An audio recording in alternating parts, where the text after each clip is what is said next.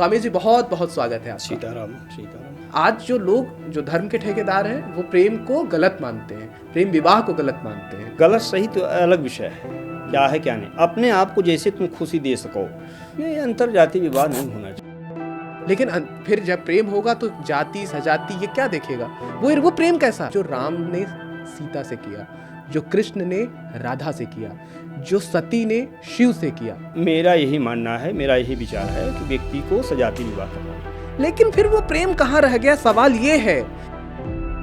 परमात्मा आपका बहुत पूजा नहीं देखता है कि आपने उसको जल कैसे चढ़ाया, आपने उसको फूल कैसे चढ़ाया। वो आपका पुरुषार्थ देखता है, आपका मेहनत देखता है। परमात्मा केवल मंदिर में जाना ही, केवल महापुरुषों में बाबा कहते हैं श्री राम मैं सब जग जानी, करो प्रणाम जुग जुग पानी। कोई इंसान नास्तिक नहीं है, लेकिन हमारी जो आसक्ति है यही जो है असंतोष का कारण है, दुख का कारण है। अगर छोटा सा आदमी वो राजा बनना चाहे, जो राम के पास जो वैभव है, क्योंकि राम अयोध्या के राजा थे, अगर वो केवट, वो सबरी, आज के समय का जो केवट है वो राजा बनना चाहता है, उसको संतोष नहीं है, तो क्या आज के समय में राम राज्य कैसे बनेगा?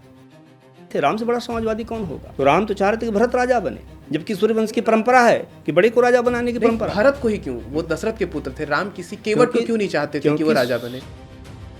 राम ने जब विवाह किया तो राम की क्या उम्र थी? उसमें राम की उम्र मात्र 16 वर्ष थी। ये तो बाल विवाह हुआ। जिसने कभी जीवन में राम का नाम नहीं लिया, राम के होने पर सवाल खड़ा किया, लेकिन इंसान अच्छा रहा, उसका प्रारब्ध कैसा हो?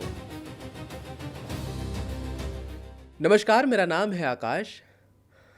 आज हम सब जिन मूलभूत चीज़ों के लिए जूझ रहे हैं या लड़ रहे हैं वो है रोटी, कपड़ा, मकान, शिक्षा, दवा, बिजली, पानी, सड़क, सुरक्षा, और कई हद तक हम इसे पाने में बहुत कामयाब भी हैं। लेकिन इन्हें पाते पाते जो एक चीज़ विलुप्त होती जा रही है वो है मानसिक शांति। हम इतने ज़्यादा स्ट्रेस में होते जा रहे हैं कि हमें पता ही नहीं है कि हम क्यों लड़ रहे हैं, हमें क्या चाहिए, हम अपने आप से खोते जा रहे हैं। इन सभी सवालों के जवाब के लिए आज हमारे साथ अनिल दास मानस अनुरागी जी हैं। आप मानस के बहुत बड़े मर्मज्ञ हैं।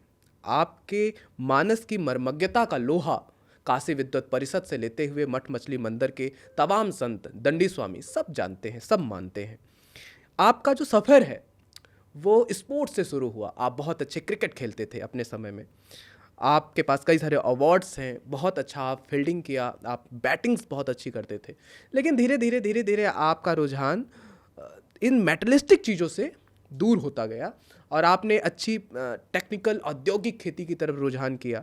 उसमें भी, उससे भी जुड़े कई सारे सवाल हैं जिस पर हम आज बातचीत करेंगे। लेकिन जो मूल चीज़ है, जो इनकी असली पहचान है, आज आप एक स्थापित श्री राम कथा वाचक हैं, साथ में आप भगवत कथा भी कहते हैं।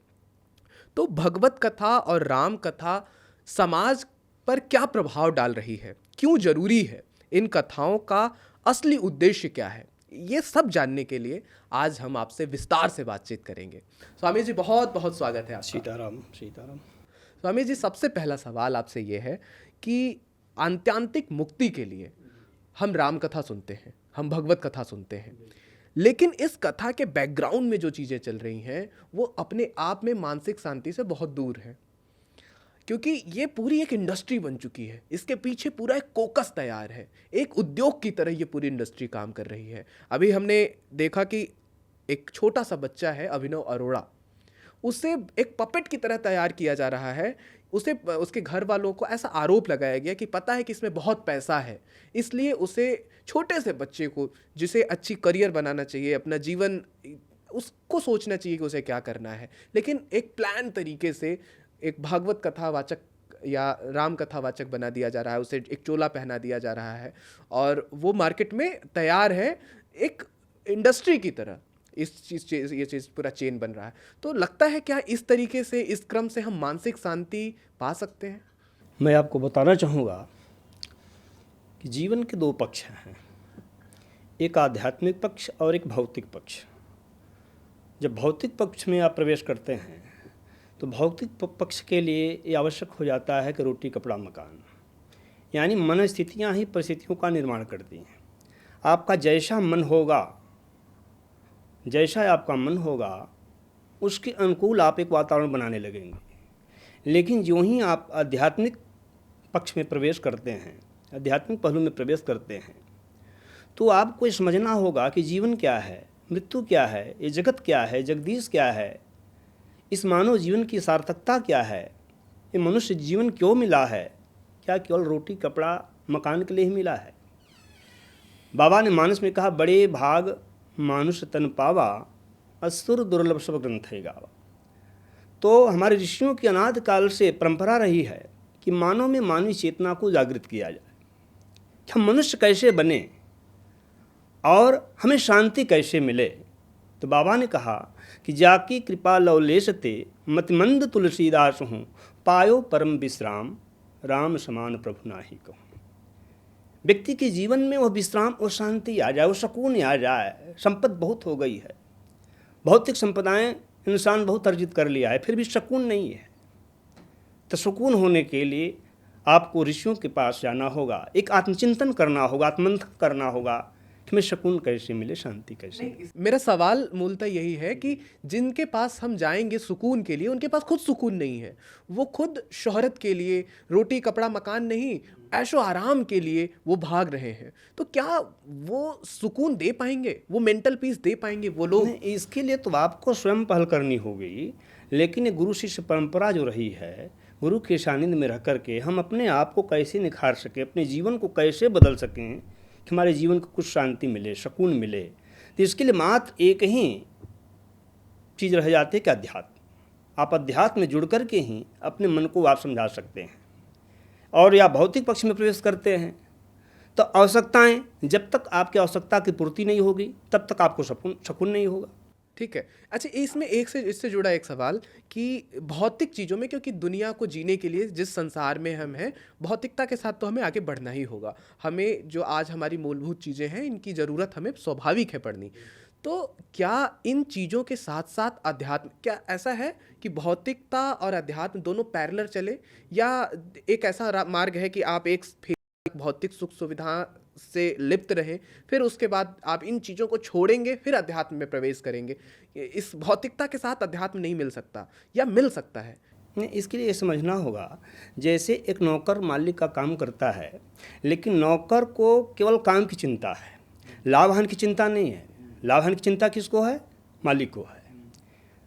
लाभ हुआ कि नुकसान हुआ, हाँ, मालिक की चिंता है। नौकर केवल वर्क करता है। वैसे हमारी जो आसक्ति है विषयों में, उसको हम असंग रह करके प्रयास करें। रोटी कपड़ा मकान जीवन की मूलभूत आवश्यकता है, लेकिन हमारी जो आसक्ति है यही जो है असंतोष का कारण है, दुख का कारण है। हम वर्क करें, काम करें, लेकिन हमारा आसक्ति न हो, ममता न हो, असंग रह करके। लेकिन ऐसा संभव नहीं है मूलतः। जो भी प्रयास, गीता, भगवान कृष्ण गीता में अर्जुन को यही उपदेश देते हैं कि आपको कर्म करना है। ये योग है, एक कर्म योग है। हमें कर्म भी करना है और आसक्ति से रहित होकर कर्म करना है।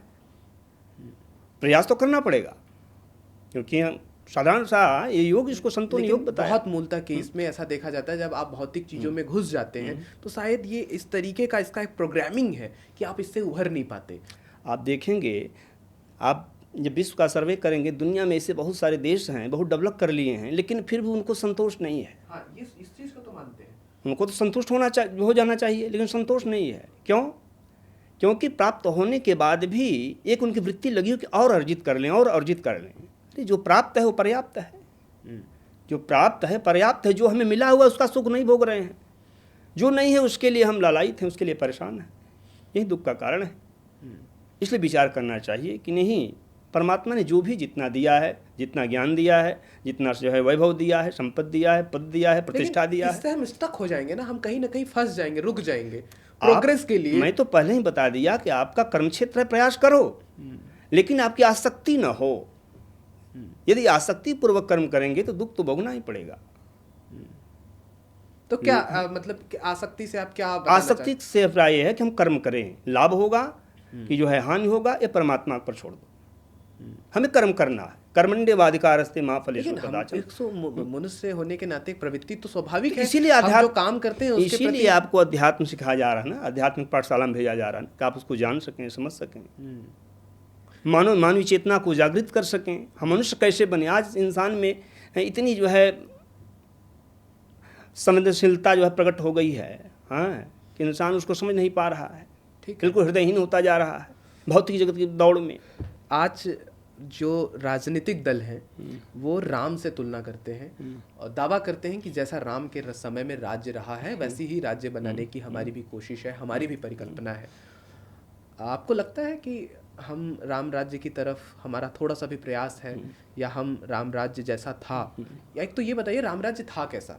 राम राज्य के विषय में जो आप विचार कर रहे हैं, राम राज्य की पहली जो है परिकल्पना जो थी, राम राज्य में निषाद राज को राम जी ने गले लगाया। राम राज्य में आप देखेंगे तो राम जी ने निषाद राज को गले लगाया। राम राज्य में सबसे यदि सुंदर आप देखेंगे तो राम हर एक जो निरीह है, जो छोटे तबके के लोग हैं, किसी प्रकार का राम राज्य में कोई भेदभाव नहीं था। भेदभाव की आपने बात की, अगर मैं पहले ये इस बात की बहुत बड़ी महानता है और इसे बहुत अच्छे तरीके से प्रेजेंट किया जाता है कि राम ने एक छोटे आदमी को गले लगाया, उसे अपना बनाया। लेकिन अगर आज लोकतंत्र है, एक छोटा सा भी आदमी सत्ता के शीर्ष पर बैठना चाहता है, अगर छोटा सा आदमी वो राजा बनना चाहे, जो राम के पास जो वैभव है, क्योंकि राम अयोध्या के राजा थे, अगर वो केवट, वो सबरी, आज के समय का जो केवट है वो राजा बनना चाहता है, उसको संतोष नहीं है, तो क्या आज के समय में राम राज्य कैसे बनेगा? बिल्कुल बनेगा, क्यों नहीं बनेगा? क्या सबको राजा बना दिया जाएगा? ये लोकतंत्र है। पहले समय में एक व्यवस्था होती थी, राजतंत्र होता था, लेकिन आज लोकतंत्र है। लोकतंत्र में तो एक व्यवस्था है, उस व्यवस्था के हर इंसान जो है राजा बन सकता है। लेकिन हमारी भूख है राजा बनने की, हमारी चाहत है राजा बनने की। आप एक सिस्टम से, एक नियम से ही राजा बन पाएंगे ना, मनमाना तो बन नहीं पाएंगे। राम के समय में तो राजा सिर्फ राम हो सकते थे, जो दशरथ का पुत्र होगा। वो पहले राजतंत्र था ना। हाँ, राजतंत्र था, आज राजतंत्र व्यवस्था है नहीं। तो वो आदर्श कैसे है, वो कैसे इतनी आइकॉनिक है? राम आदर्श इसलिए हैं कि भाई के साथ, पिता के साथ, बंधु के साथ, पड़ोसी के साथ, एक केवट के साथ, सबरी के साथ, सबके साथ उनका एक रामत्व था, एक प्रेम था। राम लोगों को भाव से अपना बनाते थे और रावण भय से बनाता था अपना। ये राम और रावण के जीवन का अंतर है। इसलिए राम राज्य की पहली स्थापना जो हुई थी, वो निषाद राज को गले लगा कर कहीं राम राज्य ने फीता काट दिया था। इसलिए राम राज्य बहुत सुंदर होनी चाहिए। इसलिए बाबा ही मान सकते हैं, राम राज्य बैठे त्रैलोका हर्षित भय गए सब सो। आपको लगता है कि हम प्रयास कर रहे हैं, आज की जो सरकारें हैं वो ऐसा प्रयास कर रही हैं कि हम राम राज्य की ओर बढ़ सकें, उस दिशा में जा रहे हैं? आपको ऐसा प्रतीत? बिल्कुल होना चाहिए। नहीं होना चाहिए, ठीक है। आपको लगता है, प्रतीत हो रहा है कि हम उस दिशा में जा रहे हैं? इसके लिए हमारे बहुत सारे जो है लोगों ने प्रयास किया है और प्रयास चल रहा है।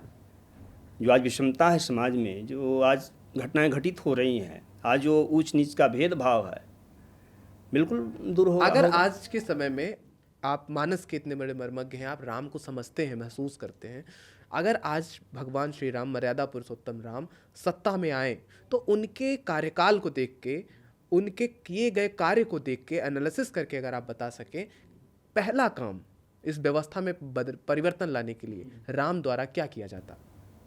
राम बहुत ऐसे काम किए हैं। नहीं, आज के समय में राम ऐसे कौन से कार्य करते, कौन सा पहला स्टेप उठाते? अगर आज राम के हाथ में सत्ता होती तो बदलाव के लिए राम द्वारा कौन सा सबसे पहला काम किया जाता? क्या सबसे? राम सबसे पहला काम मानवीय चेतना को जागृत करते, इंसानियत लोगों में भरते कि लोग कैसे मनुष्य तो हैं लेकिन उनमें मनुष्यता नहीं है। इसलिए राम का पहला काम होता कि समाजवाद स्थापित हो। तो राम समाजवादी थे? बिल्कुल समाजवादी थे। राम से बड़ा समाजवादी कौन होगा? राम से बड़ा समाजवादी का कौन? साम्यवादी थे? साम्यवादी समाजवादी थे, वो साम्यवादी नहीं थे, वो समाजवादी थे। क्यों? समानता नहीं चाहते थे क्या? राम समानता नहीं चाहते थे? राम बिल्कुल सबके साथ तो यथायोग्य व्यवहार करना चाहते थे। वो राम राज्य की पहली परिकल्पना ही है समाजवाद। इसमें इसका मतलब ना कोई राजा ना कोई रंक। हाँ, एक व्यवस्था होनी चाहिए समाज जिससे चल सके। लेकिन राम तो स्वयं में राजा थे ना? राम तो स्वयं में राजा थे, लेकिन एक व्यवस्था।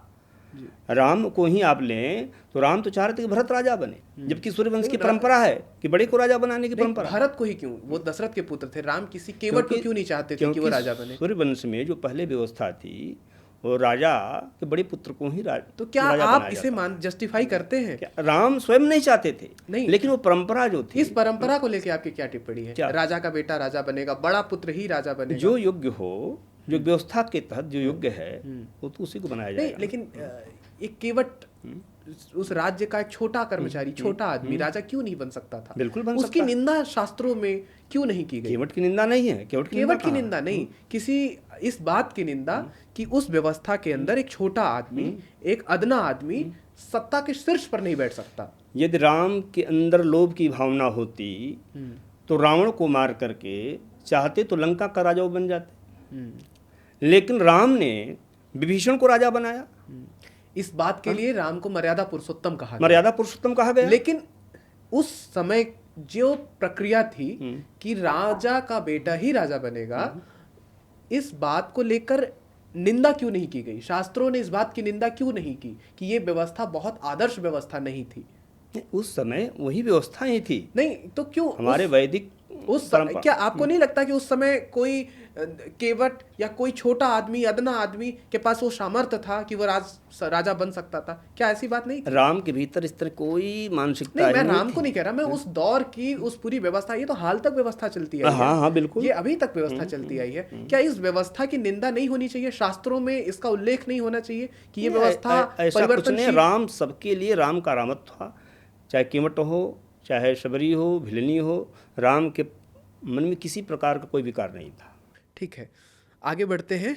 एक आज के जो समय में जो नई जनरेशन है वो बहुत डिप्रेस्ड है, बहुत तनाव में है, करियर का उसके ऊपर बहुत बड़ा लोड है। तो आप मानस के मर्मज्ञ हैं, गीता मोटिवेट करती है, गीता के श्लोक बच्चों के अंदर ऊर्जा डालते हैं। इस दौर से, क्योंकि छोटे छोटे बच्चे, 9th क्लास के बच्चे बहुत प्रेशर में हैं, उन बहुत परेशान हैं, बच्चे एंजाइटी में चले जाते हैं, कई सारे बच्चे सुसाइड कर लेते हैं। उन बच्चों के लिए क्या कुछ कहना चाहेंगे? अध्यात्म उन बच्चों को क्या संदेश देगी? अध्यात्म उन बच्चों को ये संदेश देना चाहेगा कि आप योग करें, अपने विचारों को एक अच्छे संस्कारों से जोड़ें और थोड़ा धार्मिक ग्रंथों का अध्ययन करें, महापुरुषों का अध्ययन करें। स्वामी विवेकानंद, रामकृष्ण परमहंस ऐसे महान महापुरुष हुए। नहीं, उनको तो अपना सिलेबस पढ़ना है, वो बहुत मोटे सिलेबस है। फिर भी थोड़ा समय निकाल करके अध्ययन करना चाहिए, जितना बोझ एक समय के बाद वो कर सकते। छोटा बच्चा है, 9th क्लास का बच्चा, जो 14-15 साल का लड़का है, उसके ऊपर इतने सारे प्रेशर है। तो गार्जियन को समझना चाहिए, संस्कार देना चाहिए कि बच्चों पर वो इतना दबाव न डालें कि डिप्रेशन में जाएं। इस तरह से उनको समझने का प्रयास करना चाहिए। कितना दबाव उचित है? कब दबाव उनकी, कितना उन पर प्रेशर दिया जाए, कितना आपके हिसाब से बच्चों के ऊपर अतिरिक्त ज्यादा दबाव, एक जिम्मेदार बच्चों को कब जिम्मेदारी का बोध कराना उचित है? किस उम्र में, किस तक कितना उन पर बोझ डालें? नहीं, किस उम्र में, मेरा ये सवाल है आपसे कि किस उम्र में? जैसे आप देखेंगे जब विवाह हो जाता है तो एक और जिम्मेदारी लग जाती है एक समय के बाद। तो जो बालपन अवस्था होती है बिल्कुल मस्ती की अवस्था है, आनंद की उम्र है, लेकिन जो जो इंसान बढ़ता जाता है जिम्मेदारियां उसकी बढ़ती जाती हैं। नहीं, तो सवाल यह है कि किस उम्र के बाद जिम्मेदारियों का बोध कराना उचित है? क्या उम्र होनी चाहिए? देखिए, हमारे संतों ने 4 जो है इसको भाग में बांटा। 100 वर्ष मान लीजिए मानक उम्र है, 25 वर्ष, अब तो 60-70 रह गई है। अब 60-70, तो उसको 15-15 में कर लीजिए। तो मतलब आपके हिसाब से 15 साल, 15 साल ये जो है किशोरावस्था।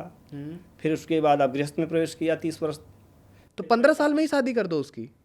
शादी 20, 22, 25 जब भी हो आप करिए। क्या आपके हिसाब से क्या उम्र ठीक है? उम्र 22, 23 तक शादी कर देनी चाहिए बच्चों की। लेकिन आज के समय में, क्योंकि जब वो बाप बनेगा तो एक जिम्मेदार बाप मिलेगा उस बेटे को। लेकिन 35-40 में जब शादी होगी तो एक बूढ़ा बाप मिलेगा उस बच्चे को। लेकिन आज के समय में आपने ही कहा कि विवाह के बाद एक अतिरिक्त जिम्मेदारियां होती हैं, और 22 साल का लड़का आज के समय में, क्योंकि बहुत लड़ाई है, कंपटीशन है। नेचुरल प्रकृति जो है आपको तो 16 साल में ही पारंगत कर देती है विवाह के लिए। प्रकृति द्वारा आप 16-18 में ही परिपक्व हो जाते हैं। अब लेकिन आपकी व्यवस्था नहीं है तो आप 22-23 तक कर लीजिए। यदि करना है तो 22-23-24 तक कर लीजिए, क्योंकि 60-70 उम्र ही मार रहे हैं।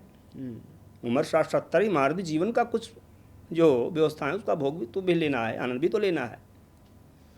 तो इसलिए, लेकिन अगर कोई लड़का आज के समय में सोचता है कि हम इंडिपेंडेंट हों, अपने पैरों पे अच्छे से खड़े हो सकें, जिससे हमारी शादी होनी है, उसके जो खर्चे हैं या उसके बाद जिस तरीके की जिम्मेवारियां हैं, उन जिम्मेवारियों का हम निर्वहन कर सकें, इतना करते करते जब तक जीवन रहेगा, अध्यात्म कहता है जब तक जीवन रहेगा जिम्मेदारियां बनी ही रहेंगी, जब तक आप शमशान घाट पर नहीं चले जाएंगे। आपको सुकून मिलने वाला नहीं है।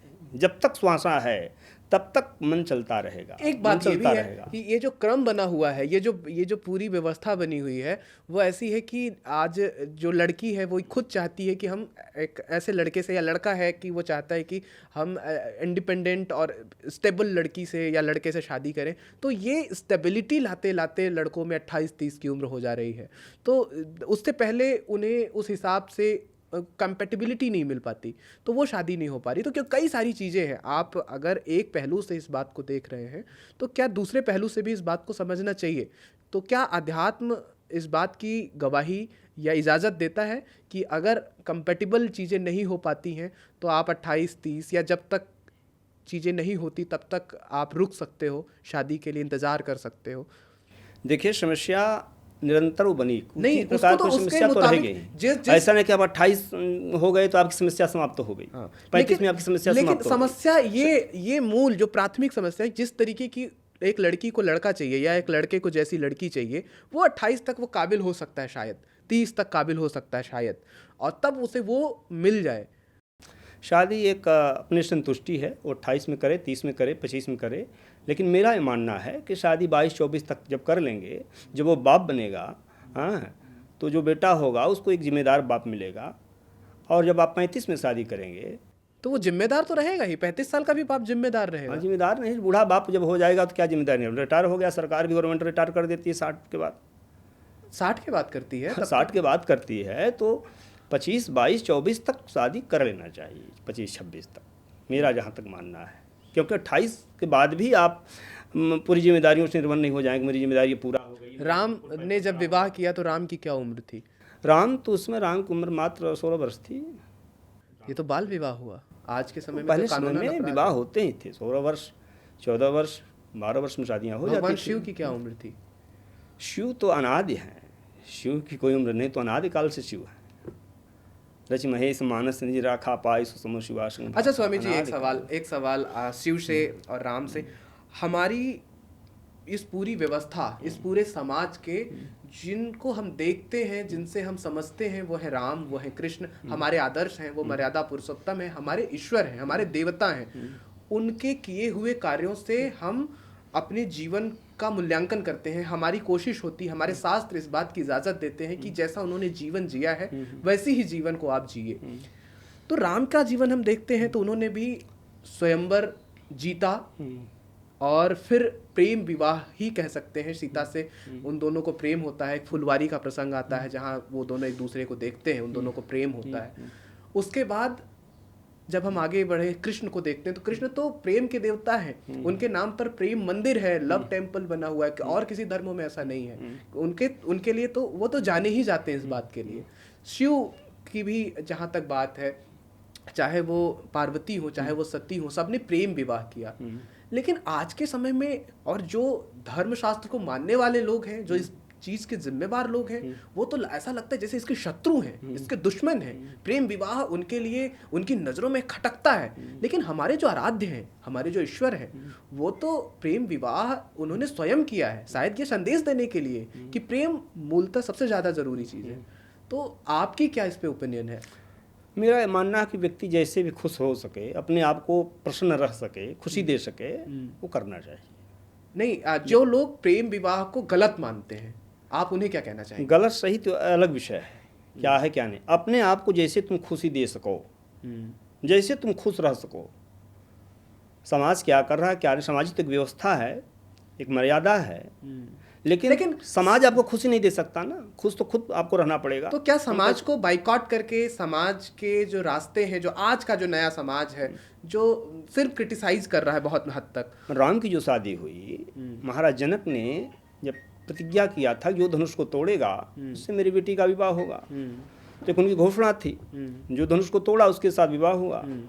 तो एक व्यवस्था है, वर्ण व्यवस्था। पूरा नहीं, ये व्यवस्था तो ठीक है, लेकिन मूलतः इस पूरे व्यवस्था के अंदर कृष्ण ने तो बिना बताए राधा से खूब अटूट प्रेम किया। उनके प्रेम की कहानी आज तक गूंजती है। और ये पूरी लड़ाई जो है वो प्रेम और प्रेम के खिलाफ की है। आज जो लोग, जो धर्म के ठेकेदार हैं, वो प्रेम को गलत मानते हैं, प्रेम विवाह को गलत मानते हैं, उसके खिलाफ हो। नहीं, अंतर जाति विवाह नहीं होना चाहिए। नहीं, प्रेम विवाह की मैं बात कर रहा हूँ। प्रेम विवाह हो, ठीक है, अच्छी बात है, कोई दिक्कत लेकिन नहीं। फिर जब प्रेम होगा तो जाति सजाति ये क्या देखेगा? ये हमारे वो प्रेम कैसा? हमारे भारत में एक व्यवस्था है, उस व्यवस्था के तहत तो ये विचार भारत करना की है। व्यवस्था तो रामकृष्ण की व्यवस्था हाँ, है। रामकृष्ण की व्यवस्था उन्होंने तो है। ऐसी व्यवस्था स्थापित हमारे नहीं शिव की व्यवस्था है। शिव की क्या जाति थी? शिव तो भाई किसी उनकी जात क्या है?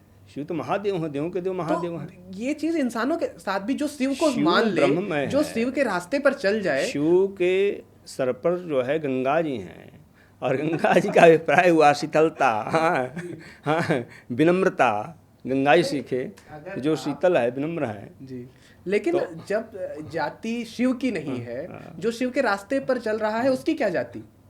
जिसका आराध्य शिव है उसकी क्या जाति? नहीं, वो तो ठीक है। क्यों? आप जात एक व्यवस्था है, उस व्यवस्था में आपको रहना है। और नहीं, क्या? क्यों रहना है? अगर आपने अभी कहा कि प्रेम ठीक है, हमारे जैसे आप ऐसे विचार करें, जैसे सरकार भी जब संविधान बना है तो सरकार अमेंडमेंट होता है। के अनुसार संविधान भी- में अगर लगता है कि परिवर्तनशील है तो अमेंडमेंट होते हैं।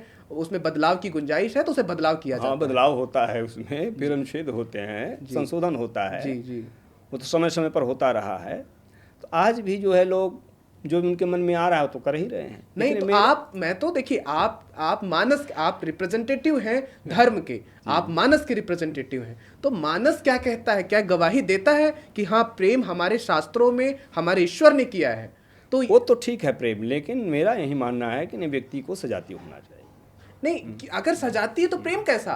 अगर आप जाति देख करके प्रेम कर रहे हैं, आप किसी के कुल खानदान, उसकी शौहरत, उसके वैभव को देख के सच्चाई प्रेम ये कर है रहे कि हैं। प्रेम तो केवल परमात्मा से होता है, जहाँ प्रेम की बात है। क्यों माँ बाप इंसान से क्यों वो नहीं तो हो एक सकता? मोहब्बत है। प्रेम तो संपूर्ण प्रेम वो परमात्मा से हो सकता है। इंसान से आपको लगता है कि इंसान से मोहब्बत नहीं की जा सकती? ये मोह है, ममता है, नहीं, इसे मान लिया आप जाए। क्या इस बात को मानते हैं इंसान से मोहब्बत की जा सकती है या बिल्कुल नहीं? मोहब्बत होती है, दिल दिया जाता है, लेकिन जो प्रेम की बात है, जिसे प्रेम कहते हैं, प्रेम क्योंकि इंसान उस परमात्मा के अंश है, प्रेम तो परमात्मा से ही होगा। ये स्वार्थ है, बच्चे का बाप से स्वार्थ से, ये सब जगत का जो भी स्वार्थ है। ये पूरी सृष्टि का जो सृजन चल रहा है वो इसी प्रेम से बस, चल रहा है। हाँ, बस यही एक है। लेकिन मिसाल पेश होता है इस दुनिया के अंदर, अगर आप इस व्यवस्था से प्रेम को निकाल दीजिए तो ये पूरी दुनिया खोखली है। आप इसमें प्रेम के बगैर सिर्फ स्वार्थ से ये दुनिया नहीं चल सकती। बिल्कुल स्वार्थ पर दुनिया चल रही है। लेकिन बाप कहीं ना बेटे कहीं का, बहु स्वार्थ का, लेकिन और कहीं ना कहीं पड़ोसी का आत्मीयता, लगाव मायने रखते हैं या नहीं रखते? है। लेकिन जहाँ तक मेरा हम मानना है, उस केवल परिप्रेक्ष्य से पूछ रहा हूँ। बाप को जब तक बेटी से सुख मिल रहा है, बेटा बड़ा अच्छा है। पत्नी को पति से जब तक सुख मिल रहा है, पति देव बड़े अच्छे हैं। लेकिन बहुत सारे केस में ऐसा देखते हैं कि बिना किसी आसक्ति के माँ अपने बेटे से बहुत प्यार करती है। हाँ, तो है, जो बिना स्वार्थ का प्रेम कर रहा है तो है, लेकिन ऐसा बहुत आप कम देखें। लेकिन है, और शायद इस दुनिया की सबसे खूबसूरत चीज अगर कुछ कही जाए, इतनी सारी पति जब तक पत्नी को बढ़िया अच्छे ढंग से रख रहा है तब तक ठीक है, लेकिन जिस दिन से देना बंद कर दिया उस दिन से वही शत्रु बन गया। नहीं, ऐसा नहीं है। कई जगह पे ऐसी चीजें देखी गई हैं कि प्रेम एग्जिस्ट करता है। तो लोग प्रेम क्या है? प्रेम केवल परमात्मा का ही विषय है। ये जगत के जितने संबंध हैं सब मोह अभी है। कुछ दिन पहले एक वीडियो वायरल हुई जहां पर एक व्यक्ति था जिसको कैंसर हो गया। वो बोल नहीं सकता था, वो चल नहीं सकता था, लेकिन उसने प्रेम विवाह किया था। उसकी जो प्रेमिका थी जिससे उसने शादी कर ली, उसने मरते दम तक जितना हो सकता था उसने पूरी कोशिश की उसे बेहतर बनाने के लिए, उसके जीवन में खुशी लाने के लिए। तो यही तो प्रेम है। ये है प्रेम, प्रेम है, लेकिन इसको प्रेम तो केवल मेरा मानना है, प्रेम केवल परमात्मा। लेकिन ये अगर जगत के जितने इस संबंध जगत हैं, में जीने वाला कुछ ऐसे महापुरुष आए कि जो कुछ उन्होंने एक समाज को एक रास्ता दिया, लेकिन प्रेम की आप बात कर रहे हैं तो देखिए, प्रेम मैं केवल जिस प्रेम की बात कर रहा हूँ, जैसे जो राम ने सीता से किया, जो कृष्ण ने राधा से किया, जो सती ने शिव से किया, मैं उस प्रेम की बात कर रहा हूँ। वो भी जानते थे कि राम भी शिव की आराधना करते थे, शिव भी राम की आराधना करते थे, जो मैंने छोटा मोटा आज बच्चे देख रहे हैं शादियों से डर रहे हैं, बच्चियां डर रही हैं, काटे जा रहे हैं। इसके पीछे कारण क्या है? मैं जिस बात को जानना चाहता हूँ आपसे कि क्या वो प्रेम जो राम, कृष्ण और शिव का प्रेम है, क्या वो आज के समय में एग्जिस्ट नहीं करना चाहिए? नहीं, होना चाहिए। राम और हमारे कृष्ण ने यही समाज को एक दिशा दी है, एक रास्ता ही दिखाया है, लेकिन आज वो स्वार्थ बनता जा रहा। लेकिन नहीं, अगर वो प्रेम वास्तविक है, अगर वो प्रेम सच्चा है, तो क्या शास्त्र गवाही देता है, उस प्रेम को इजाज़त देता है? बिल्कुल आप कर सकते हैं, सच्चा प्रेम है तो आप करिए। तो उसमें क्या शास्त्र और उसमें जो अंतर्जातीय सजातीय, क्या ये सब चीज़ें फिर आएंगी? समाज आपको छोड़ने वाला नहीं है। समाज तो तो समाज आपको का ध्यान रखना चाहिए या समाज समाज आपको छोड़ने वाला नहीं है। आप अच्छा करें चाहे बुरा कहें, समाज व्यक्तिगत तो तौर पे आपके ऊपर कमेंट करेगा। व्यक्तिगत तौर पे आपकी क्या प्रतिक्रिया है? समाज, ऐसे में समाज को देखना चाहिए मेरा यही मानना है, मेरा यही विचार है कि व्यक्ति को सजाती विवाह करना चाहिए। लेकिन फिर वो प्रेम कहाँ रह गया? सवाल ये है, अगर मैं किसी के वैभव को देख के, किसी के जाति को देख के, किसी के गोत्र को देख के अगर शादी करता हूँ तो, या प्रेम करता हूँ, तो वो प्रेम कहाँ है फिर? प्रेम क्यों, सजाती में प्रेम हो सकता है। प्रेम हो सकता है, गुंजाइश है, लेकिन अंतरजाति, किसी अन्य जाति, किसी अन्य नस्ल में। मेरा शास्त्र, मेरे ऋषियों ने अंतरजातीय विवाह को निर्देश नहीं दिया है। उन्होंने व्यवस्था दिया, उस व्यवस्था के अंतर्गत ही आप विवाह करें। लेकिन क्योंकि एक अलग संस्कार की, एक अलग कल्चर की जब वो बेटी आएगी तो एडजस्ट होना दिक्कत होगा। आज तो हम एक ही सजाती शादियां खूब हो रही हैं, खूब तलाक हो रहे हैं, पूरे कुंडलियों को मिला करके, पूरी जो गोत्र को मिला करके सब कुछ करके किया जा रहा है। फिर तो चीज़ें सामान्य हो जानी चाहिए। आप रोड पर चलते हैं, हर देशों का एक मैनुअल है। आप रोड पर चल रहे हैं, बाएं चलना है कि दाएं चलना है। आपको नियम ये कहता है कि नहीं आपको बाएं चलना है। अब जो बाएं चला तो एक्सीडेंट नहीं हो रहा है, लेकिन गुंजाइश कम है चलने की। गुंजाइश, हम दाएं चलेंगे भाई, दाएं चलो। इंडिया का जो नियम है कि नहीं आप रोड पर बाएं चलें, बाएं जब चलेंगे आप तो एक्सीडेंट का गुंजाइश कम होगा। एक्सीडेंट तो होगा लेकिन एक गुंजाइश, एक व्यवस्था है आपको चलने का। लेकिन हम दाएं ही चलेंगे तो भाई आपकी मर्जी, चलो। ठीक है, हम आगे बढ़ते हैं। आपने कहा सजाती शादी की, इसमें भी एक कॉन्सेप्ट है कि गोत्र का मिलना, एक ही गोत्र में शादियों का ना होना, ये इसे आप कैसे देखते हैं? सगोत्री शादी होना चाहिए, उसका कुंडली मिलान होता है। तो इसका मानना है कि व्यक्ति को सगोत्री शादी नहीं करना चाहिए। जो गोत्र है, गोत्र दूसरा होना चाहिए। लेकिन अगर इस किसी की गोत्र में शादी करने की बात है तो क्या उसके लिए कोई टर्म्स कंडीशन या किसी स्थिति में की जा सकती है? अब इंसान क्या करता है क्या नहीं, लेकिन सगोत्री शादी के लिए जी, ऐसा शास्त्रों ने मना किया है। गोत्र चेंज होना चाहिए। मन की शांति के लिए कौन सा ऐसा प्रसंग है पूरे रामायण में जो सबसे ज़्यादा इम्पैक्टफुल है? आपको लगता है कि अगर जब मन बेचैन हो तो इस प्रसंग को देखना बहुत अच्छा हो सकता है। मन की शांति के लिए पहले आप एकांत में बैठ करके, बिल्कुल एकांत, बाबा ने मानस का विषयी साधक सिद्ध सयाने, त्रिविध जीव जग वेद बखाने। बिल्कुल एकांत में बैठ करके अपने मन को उस परमात्मा से, अपने मन को बिल्कुल एक्टिवेट करिए। आप बिल्कुल जगत नहीं है, केवल मैं हूँ, मेरा भगवान है, और सुकून मिलेगा।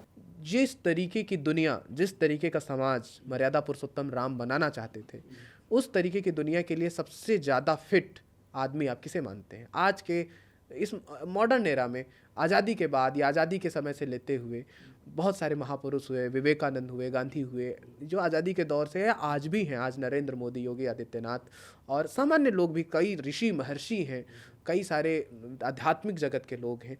आपको क्या लगता है, राम के सपनों को साकार करने का सबसे ज़्यादा श्रेय कौन ले सकता है? महापुरुष मुनि आया और राम के सपनों को साकार किया। अगर वही मैं कह रहा हूँ, कोई एक दो नाम अगर आपको लगता है, अगर आप बताएं। ऐसे बहुत सारे महापुरुष में नाम क्या लूँ, विवेकानंद हुए, रामकृष्ण परमहंस हुए, तमाम ऐसे संत महात्मा हुए। आज के दौर में जो जीवित हैं, बाबा तुलसी हुए, कबीर हुए, ये तमाम रामराज की परिकल्पना को सत्य करने का प्रयास किया। एक आज के समय में सबसे बड़ी चैलेंज है कंपटीशन। हम खुशी इस बात से कम होते हैं, दुखी इस बात से ज़्यादा हो जाते हैं कि हमारे बगल वाले के पास हमसे ज़्यादा है, या किसी न किसी बेहतर को हम देख लेते हैं। तो हाँ, राम के समय में भी, उस दौर में भी कई ऐसी चीज़ें रही होंगी। आप हनुमान चालीसा में आप पढ़ेंगे तो उसमें पाएंगे, कहते हैं श्री गुरु चरण सरोज रज निजमन मुकुर सुधार, वर्णव रघुबर विमल जस जो दायक फलचार, बुद्धिहीन तुन जान के सुमिरो पवन कुमार, बल बुद्धि विद्या देवमहि हरहु कलेश विकार। एक क्लेश क्या है, इसको समझना होगा। अविद्या, अस्मिता, राग, द्वेष, अग्निवेश। जो अविद्या है इसको समझना, अविद्या क्या है, राग क्या है, द्वेष क्या है। आज इंसान जितना अपने सुख से जो है दुखी नहीं है, दूसरे के सुख से वह बहुत ज़्यादा दुखी है। अगला व्यक्ति उसका पड़ोसी को इतना जो है महल बना लिया, इतना आडंबर कैसे खड़ा कर लिया, तो इंसान दूसरे के सुख से ज़्यादा वो। कृष्ण की भी जिंदगी जो है बड़े अप्स एंड डाउन से गुजरी, लेकिन भगवान श्री कृष्ण की जो ही तस्वीरें हैं उसमें स्माइल है, उसमें एक अलग तरीके की हैप्पीनेस दिखती है।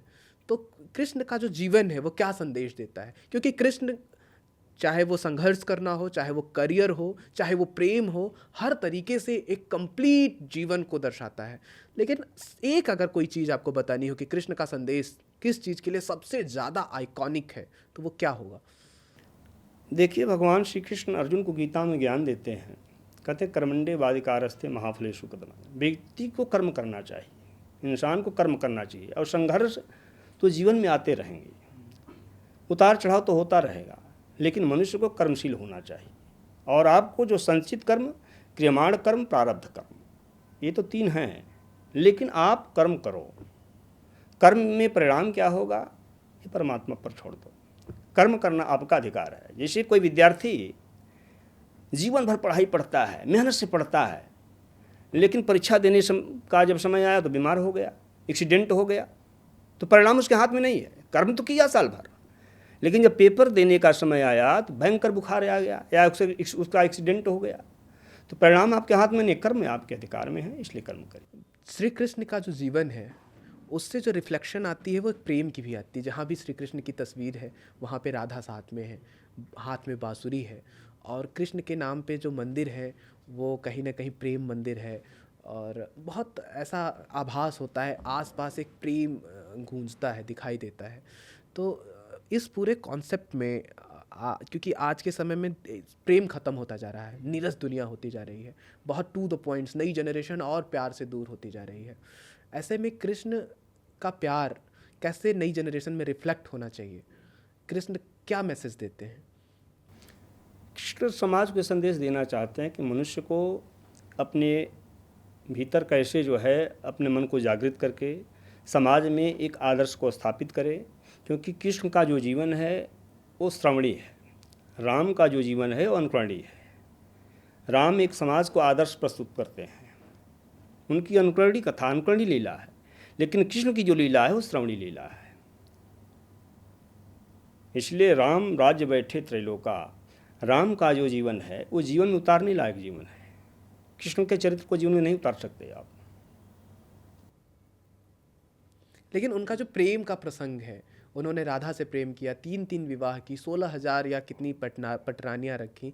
तो इससे एक चीज़, एक जुड़ा सवाल और, कि आज के समय में या अभी से कुछ समय पहले, अभी तो जो नई जनरेशन है वो थोड़ा पैम्पर करना ये सारी चीज़ें भी करती है, लेकिन एक अभी से पहले का जो जनरेशन था उसके अंदर मेल ईगो बहुत था कि मैं मर्द हूँ। लेकिन कृष्ण का जो पूरा के पूरा जीवन दिखता है वो इससे बहुत दूर है। वो राधा के सामने नतमस्तक हो जाते हैं, उनको अपनी पूरी दुनिया बना देते हैं। तो एक इंसान को किस तरीके का, एक जो मर्द है, वास्तविक मर्दानगी क्या है? कृष्ण का देखिए अपने भक्तों के लिए कृष्ण, और राधा कृष्ण का जो राधा कृष्ण 2 नहीं है, वो एक है। मनुष्य में भी आता है, गिरा अर्थ जल बीच सम कहियत भिन्न भिन्न, बंदों सीता राम पद जिन्हीं परम प्रिय खिन। राम और सीता 2 नहीं है, राधा और कृष्ण 2 नहीं है, वो एक है। जैसे शिव और पार्वती 2 नहीं हो, एक है। अर्धनारीश्वर भी कहा जाता है भगवान भोलेनाथ को, वैसे वो एक हैं।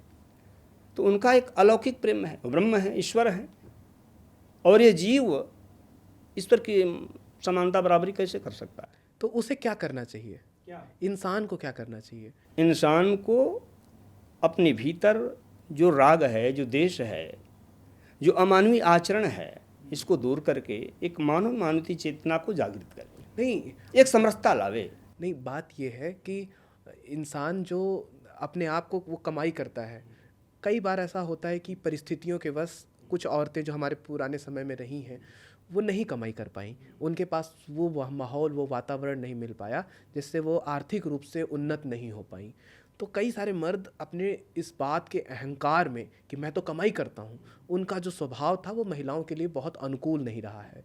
तो आपको क्या लगता है कि कृष्ण से क्या संदेश उन मर्दों के लिए, उन लोगों के लिए जो अपनी पत्नियों को, अपनी माँओं को, अपनी बहनों को वो अधिकार, वो सम्मान नहीं देते जो कृष्ण से रिफ्लेक्ट होती है। तो उन मर्दों को, उन लोगों को जो अपने आप को बहुत मर्द, अपने आप में बहुत मैस्कुलिन पावर को रिफ्लेक्ट करते रहते हैं, उनके लिए आप क्या कहना चाहेंगे?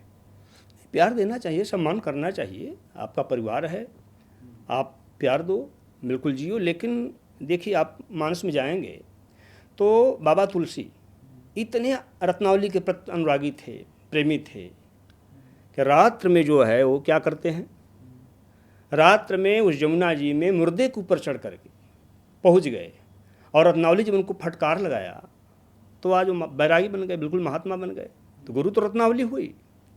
तो वैसे ही आपके जीवन के दो जो पक्ष हैं, आध्यात्मिक पक्ष और भौतिक पक्ष, तो आप जीना कैसे चाह रहे हैं, अपने आप को, अपने आप में परिवर्तन कैसे लाना चाह रहे हैं, ये आपके ऊपर है। तो संतों की एक अलग विधा है।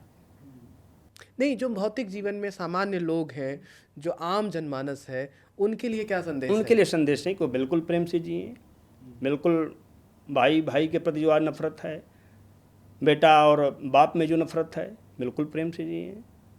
ये जो नफरत बढ़ रही है, प्रेम समाप्त हो रहा है भाई भाई से, बाप बेटे से, थोड़ी पति थोड़ी पत्नी से, इसकी सबसे बड़ी वजह क्या मानते हैं आप? इसकी सबसे बड़ी वजह है कि संस्कार विहीन समाज होता जा रहा है। अध्यात्म से व्यक्ति बिल्कुल दूर होता जा रहा है। न उसे रामायण से मतलब है, न गीता से मतलब है, न समाज से लेना देना है। इसलिए जितना स्वार्थ बढ़ता जा रहा है, उतनी घटनाएं घटती जा रही है। तरीका क्या है इसका? ठीक कैसे हो सकती है चीज़ें? व्यक्ति को पहले, जो बाबा ने मानस लिखा, श्री रामचरित मानस, पहले अपने मन को ठीक करना होगा। जब तक व्यक्ति का मन ठीक नहीं होगा, उसका करेक्टर ठीक नहीं हो सकता। तो मन के ऊपर, कितने विद्वानों ने मन के ऊपर कार्य किया। तो आपको अपने मन को ठीक करना होगा। जब मन ठीक होगा तो आपका करेक्टर, चरित्र ठीक होगा, तब एक आप आदर्श व्यक्ति बन सकते हैं, एक चरित्रवान व्यक्ति बन सकते हैं। तो मन को ठीक करना होगा। स्वामी जी, आज के समय में एक बड़ी समस्या है, बहुत रैपिडली तलाक हो रहे हैं और लोगों का शादी से भरोसा टूट रहा है। कई सारे ऐसे केस आए जिससे लड़कों में भी लड़कियों में भी एक डर का माहौल है। आज की परिस्थिति, आज का समाज ऐसा बन चुका है कि एक भय है, बच्चे नहीं चाहते शादी करना, और जहाँ शादियाँ हो भी रही हैं बहुत जल्दी डिवोर्स हो जा रहे हैं, तलाक हो रहे हैं। पूरी कचहरी इन एप्लीकेशन से भटी पड़ी है। तो इसकी मूल वजह आप क्या मानते हैं और इसका समाधान क्या है? इसके पीछे मूल कारण केवल अहंकार है। मेरा मानना है कि आधी कला व्यक्ति के वाणी में होती है और आधी कला उसके मौन में होती है। केवल अहंकार है इसके पीछे। आपने मेरी बात क्यों नहीं मानी और मैंने आपकी बात क्यों नहीं मानी? केवल बात मनाने के चक्कर में ये सब स्थितियाँ पैदा हो रही हैं। इस पूरे प्रोसेस में हम अपने आप को नहीं समझ पा रहे हैं और साथ ही साथ हम ये भी नहीं समझ पा रहे हैं कि सेल्फ लव क्या है, अपने आप को कैसे जाने और उसे पहचानते हुए उसे बेहतर करने के लिए अपने आप से सेल्फ लव ये कैसे करें? अपने आप को जानने के लिए पहले आपको जब अध्यात्म में जाना होगा तो पहले आपको ये समझना होगा मैं कौन हूँ। मैं कौन हूँ? बाबा मानस कहते हैं, मम दर्शन फल परम अनुपा, जीव पाय निज सहज स्वरूपा। मैं कौन हूँ? मैं कौन हूँ का मतलब क्या? मैं कहाँ से आया? इसके पहले मैं अनिल नहीं था और बाद में भी अनिल नहीं रहूँगा, बीच में अनिल हूँ। तो ये समझना होगा कि नहीं, मैं कौन हूँ। एक आत्मा ही सत्य है, एक प्राण ही सत्य है। बीच में थोड़ी देर के लिए आपको शरीर मिली हुई है। चित जल पाव गगन समीरा, पंच रचित अति अधम शरीरा। 5 तत्वों से शरीर का निर्माण हुआ है। और ये प्राण जो है ये अनादिकाल से है, यह विनाशी है, अजन्मा है। तो जैसा ही आपका कर्म होगा उसके हिसाब से फिर आपकी योनि मिलेगी। तो अपने प्राण से इंसान तो प्रेम करता है। अंतिम समय भी अग्निवेश जिसे कहते हैं शास्त्रों में, जीने की इच्छा। 90 साल का बुढ़ा हो गया फिर भी उसमें जीने की इच्छा है। तो सबसे अधिक इंसान अपने प्राण से प्रेम करता है, मेरा जहाँ तक अनुभव है। उसके बाद अपने बेटा से, पत्नी से, समाज से, लेकिन प्राण से सबसे अधिक प्रेम करता है। व्यक्ति के जीवन में भाग्य क्या कितना बड़ा रोल है और अध्यात्म भाग्य को कितनी तवज्जो देता है, या भाग्य को लेकर क्या कॉन्सेप्ट है? भाग्य का जो निर्माण होता है, भाग्य का जो निर्माता है वो कर्म ही है। कहते काहु न को सुख दुख कर दाता, निजकृत कर्म भोग सब भ्राता। हर इंसान को अपने किए हुए कर्मों का भोग भोगना ही पड़ता है। हर इंसान, हर प्राणी को। एक पिता के 4 संतान होते हैं, एक विद्वान हो जाता है, एक मूर्ख हो जाता है, एक कुख्यात हो जाता है, एक विख्यात हो जाता है। तो उसके पीछे जो कारण रहा है वो प्रारब्ध है। प्रारब्ध का मतलब कर्म है। जैसा इंसान कर्म करेगा वैसा उसको फल मिलेगा, परिणाम उसको सामने उसको आएगा। तो प्रारब्ध पिछले जन्म के कर्मों को कहते हैं। हमारा शास्त्र कई जन्मों का बताता है, कई जन्मों का आपका प्रारब्ध जुड़ा हुआ है। और जैसा प्रारब्ध होगा, जैसा कर्म होगा, वैसा प्रारब्ध तैयार होगा। आप विचार करें, मनुष्य की योनि मिली हुई है, कितने आप गंगा के तटों पर जाकर देख लें, बिल्कुल पैर नहीं है, हाथ नहीं है, भिक्षा मांग रहे हैं, दाल चावल को अलग कर रहे हैं। उसके पीछे कारण क्या है? उनका कर्म है। और कुत्ता की भी योनि मिली हो तो अम्पाला गाड़ी में घूम रहे हैं, बढ़िया खूब दूध रोटी खा रहे हैं। कुत्ते की भी योनि में पाया तो बढ़िया गाड़ी में एसी में रह रहा है। तो कर्म। सवाल पूछा जा सकता है किसी से कि जब एक ही टाइम में, एक ही कक्ष में 2 बच्चा पैदा हो गया, एक ही कमरे में, एक ही चारपाई पर 2 बच्चे जुड़वा पैदा हो गए, तो फिर एक जो है अमीर कैसे हो गया, गरीब कैसे हो गया? चारपाई तो एक ही थी, स्थान एक था। एक अमीर बन गया और एक जो है गरीब हो गया, एक राजा बन गया, एक भिखारी हो गया। एक ही कमरा, एक ही चारपाई, 2 बच्चा पैदा होते हैं। तो उसके पीछे कारण क्या? कर्म। इसलिए कर्मों का बिल्कुल आत्मनिरीक्षण करते रहना चाहिए। कई बार ऐसा व्यक्ति के जीवन में जो दोष होते हैं, जो घटनाएं घटित होती हैं, उसके पीछे केवल कर्म है। दोषों और पापों के कारण ही उसको ऐसा फल मिलता है। इसलिए अपने कर्मों को विचारपूर्वक करने का प्रयास करना चाहिए। कई बार ऐसा प्रतीत होता है, ऐसा लगता है कि जो बुरे कर्म करने वाले हैं, क्योंकि आज लोगों की जो चाहत है वो फाइनेंशियल बहुत इंडिपेंडेंट होने की है, खूब अर्थ कमाने की है, शोहरत पाने की है, वैभव की है। जो बुरे लोग हैं उन्हें ये जल्दी मिल जाती है, ऐसा कई बार देखा गया है। देखा, बिल्कुल बिल्कुल। ये देखने में लगा, ऐसा आपको देखने में लग रहा है कुछ का ऐसा पुण्य था जिसके कारण आज वो भोग रहा है, उस सुख को भोग रहा है।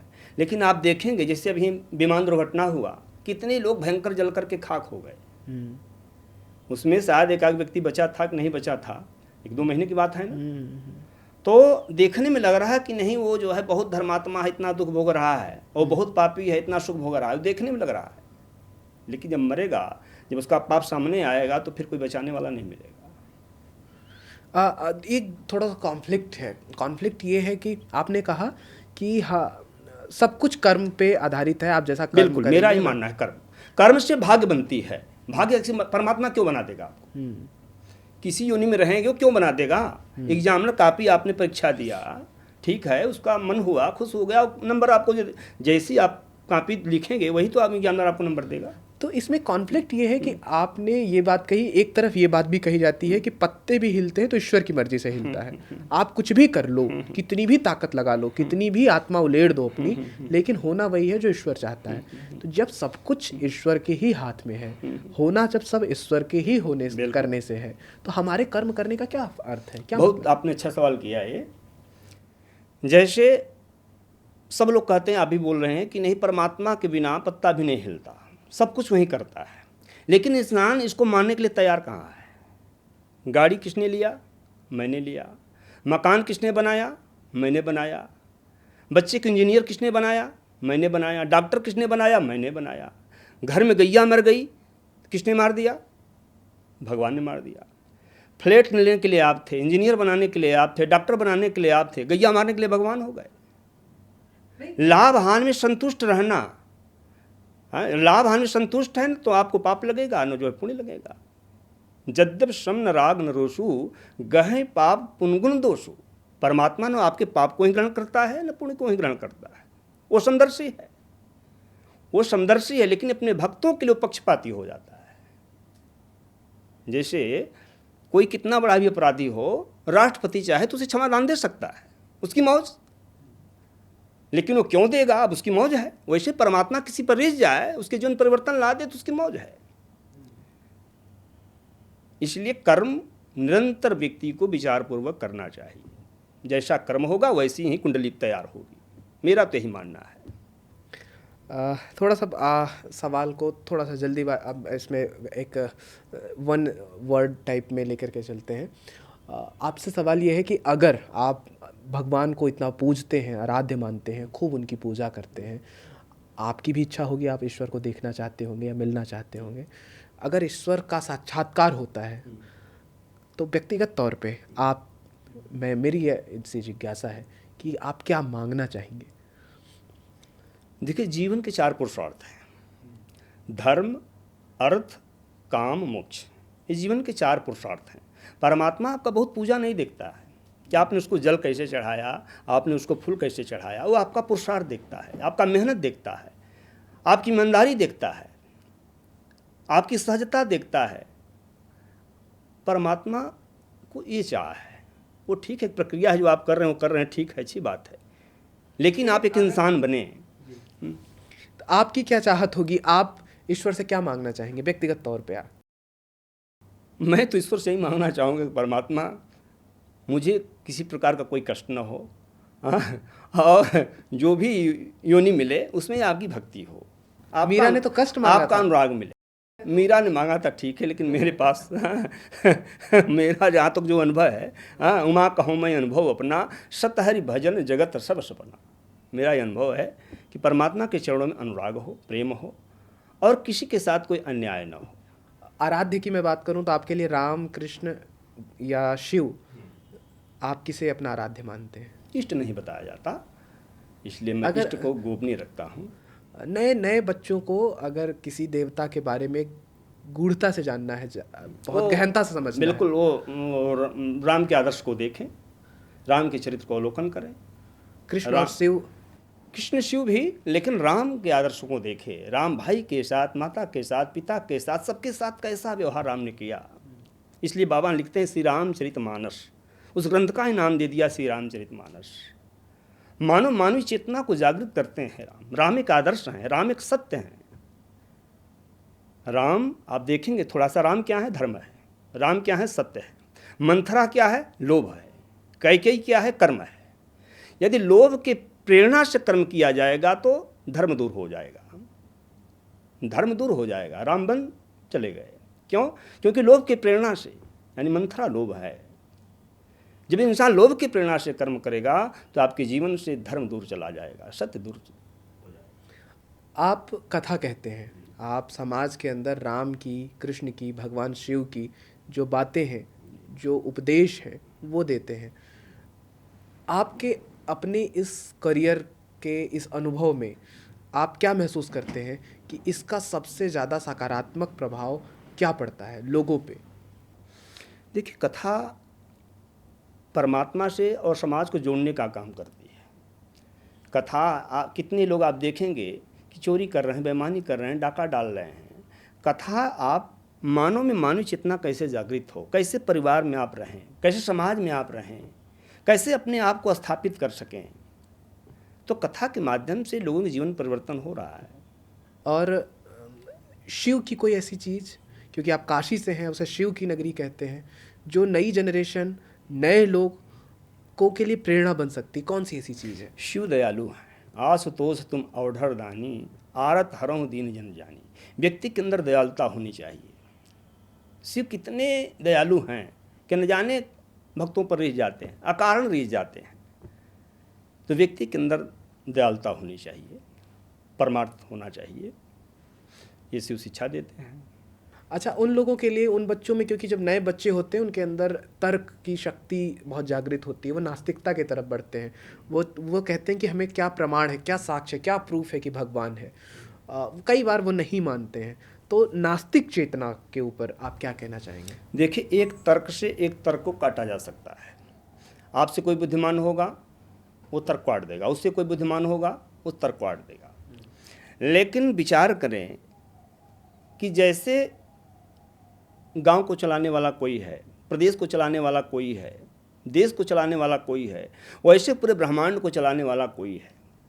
ये आकाश किसने बनाया, इस सागर को किसने बनाया, ये धरती को किसने बनाया, ये जो हम सांसें ले रहे हैं, जो बोल रहे हैं, इसके भीतर कौन बोल रहा है, कौन देख रहा है, कौन सुन रहा है, इस पर कभी विचार किया? दूर की बात छोड़ दीजिए, इसके अंदर बोल कौन रहा है? ये माइक बोलने का माध्यम है। ये श्वासा कहाँ से चल रही है, कहाँ से आ रही है? ये अध्यात्म में इस पर विचार करना होगा। लेकिन अगर कोई व्यक्ति है जो नास्तिक है, जो भगवान के होने का सबूत मांगता है, लेकिन वो इंसान अच्छा है, वो गरीबों की सेवा करता है, वो जिनके साथ अन्याय हो रहा है उनके लिए खड़ा होता है, न्याय की मांग करता है, वो प्रकृति के साथ प्रेम करता है, पौधे लगाता है, पानी बचाता है, तो उसका प्रारब्ध कैसा होगा? प्रकृति परमात्मा का स्वरूप है। परमात्मा लेकिन वो सवाल खड़े करता है, वो ईश्वर के होने पर विश्वरूप ही परमात्मा का स्वरूप है। परमात्मा केवल मंदिर में जाना ही, केवल महापुरुषों में। बाबा कहते हैं श्री राम मैं सब जग जानी, करो प्रणाम जुग जुग पानी। कोई इंसान नास्तिक नहीं है, कोई भी इंसान नास्तिक नहीं है। मेरा यही मानना, हर इंसान किसी न किसी सत्ता को स्वीकार कर रहे हैं। लेकिन जिसने कभी जीवन में राम का नाम नहीं लिया, राम के होने पर सवाल खड़ा किया, लेकिन इंसान अच्छा रहा, उसका प्रारब्ध कैसा होगा? उसकी राम में आस्था नहीं है, उसका विषय है। उसका प्रारब्ध कैसा होगा? किसका? उस व्यक्ति का जिसने राम को नहीं माना, राम के होने पर सवाल किया, लेकिन व्यक्ति अच्छा था। बिल्कुल, उसका परिणाम ठीक होगा। उसका प्रारब्ध अच्छा बिल्कुल बिल्कुल। उसका कर्म यदि अच्छा है तो, कर्म अच्छा है तो उसका परिणाम ठीक होगा। किसी सत्ता को स्वीकार करे, सत्ता को स्वीकारना है। हम किसी, जैसे सूर्य को कोई गाली देता है, सूर्य का कोई विरोध करता है, तो क्या सूर्य का प्रकाश उसके शिखर पर नहीं जाता है? मैं आपसे सवाल पूछ रहा हूँ। सूर्य को कोई नहीं मानता है तो सूर्य का प्रकाश तो अमीर के शिखर पे भी जाता है, एक गरीब के शिखर पे भी जाता है। सूर्य तो नहीं कहते कि मैं तुमको प्रकाश नहीं दूंगा। आप आज से पहले, आध्यात्मिक जगत में आने से पहले, आप स्वाभाविक है कि एक गृहस्थ जीवन को आपने जिया होगा। आप अच्छा खेल भी खेलते थे, क्रिकेट खेलते थे, खेती बाड़ी से भी आपका वास्ता रहा, और कई सारे काम धंधों को भी आपने शुरू किया, उसको इनिशिएट किया। लेकिन आध्यात्मिक जब जीवन में जब आप आए, व्यक्तिगत तौर पे मेरी ये आपसे ये जानने की इच्छा है, कैसा आपको महसूस होता है? रामकृष्ण की किताबें, रामकृष्ण की बातें आपके आसपास गूंजती हैं, क्या इनका आपके जीवन पे इम्पैक्ट पड़ा है मानसिक स्तर पे? बहुत सुकून मिलता है, बड़ी शांति मिलती है महापुरुषों की वाणी सुनने में, महापुरुषों जैसा आचरण करने में।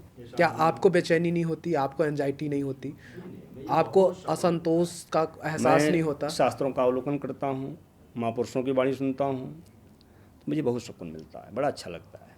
मुझे एकांत अच्छा लगता है, मैं एकांत ज़्यादा पसंद करता हूँ। आपका वास्ता किसानों से भी रहा है, खेती से भी रहा है। आज बहुत दयनीय हालत है। कोई भी व्यक्ति, कोई भी जीवन बिना खेती के नहीं रहा जा सकता, कोई समाज बिना खेत के, बिना खेती के, बिना अनाज के नहीं रह सकता। किसानों की बहुत दुर्दशा है, इस पर आप क्या कहना चाहेंगे? ये किसान तो अन्नदाता है, प्राणदाता है। जो सत्तू के लोग रहा करते थे, सत्तू के लोग यदि अन्न न खाएं तो भी उनके प्राण मन में रहता था। त्रेता आया, त्रेता में प्राण जो है हड्डी में चला आया, मन की कोई आवश्यकता नहीं थी। द्वापर आया, द्वापर में प्राण मन में चला आया। लेकिन इस कलयुग में तो अन्न ही जो है प्राणदाता है। यदि व्यक्ति को अन्न न मिले तो जी नहीं सकता। तो किसानों के साथ तो उपेक्षा हो रही है, उनको उचित मूल्य दिया जाए। सरकारें भी उनके साथ अन्याय करती दिखी जा रही हैं, तो किसानों के साथ अन्याय हो रहा है, उनको उचित मूल्य दिया जाए ताकि किसान भी अपने आप को विकसित कर सकें, समाज में अपना भी करियर बना सकें। लेकिन काफ़ी उपेक्षा है, कोई भी किसान उपेक्षा है। का बेटा अपने आप को किसान नहीं बना किसान कहने में संकोच मानता है कि मैं किसान का बेटा हूँ, इसलिए किसानों को भी एक व्यवस्था मिलनी चाहिए। आखिरी सवाल आपसे करते हैं और इस पॉडकास्ट को यहाँ पे समाप्त करते हैं कि ईश्वर जो है, उसके होने का सबसे बड़ा सबूत आप क्या मानते हैं? मैं खुद हूँ, मैं बोल रहा हूँ, इससे बड़ा सबूत क्या हो? जब लाश सामने पड़ जाती है मिट्टी, यहाँ हम लोग किसके रिश्ते से बैठे हैं? विचार करें, उस प्राण के रिश्ते से ही बैठे हैं। अभी प्राण किसी का बाहर चला जाए, भैया मिट्टी हो गई, छूना नहीं चाहेंगे। इससे बड़ा सबूत इंसान क्या देगा? प्राण के रिश्ते से ही तो हमारी आपकी वार्ता हो रही है। कहते हैं ईश्वर अंश जीव विनाशी, चेतन अमल सहज सुख राशि। ये जो बैठ करके हम लोग यहाँ वार्ता कर रहे हैं, केवल परमात्मा के रिश्ते से। इससे बड़ा सबूत क्या होगा?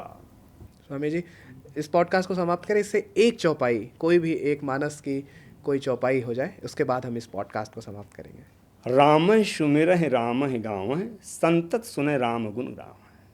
क्या मेरा यही संदेश है कि व्यक्ति को ईश्वरवादी होना चाहिए, राम के प्रति अनुराग होना चाहिए, प्रेम होना चाहिए। मेरा ही बच्चों को संदेश है, जिसे राम ने एक समाज को संदेश दिया कि माता के साथ, पिता के साथ, भाई के साथ, पड़ोसी के साथ, गरीबों के साथ कैसा व्यवहार करना चाहिए, एक संदेश दिया। राम के संदेश को फॉलो करना चाहिए, मेरा संदेश है। बहुत बहुत शुक्रिया, हमसे जुड़ने के लिए बहुत धन्यवाद। धन्यवाद। आपसे बात करके बहुत अच्छा लगा, बहुत शुक्रिया। जय श्री राम।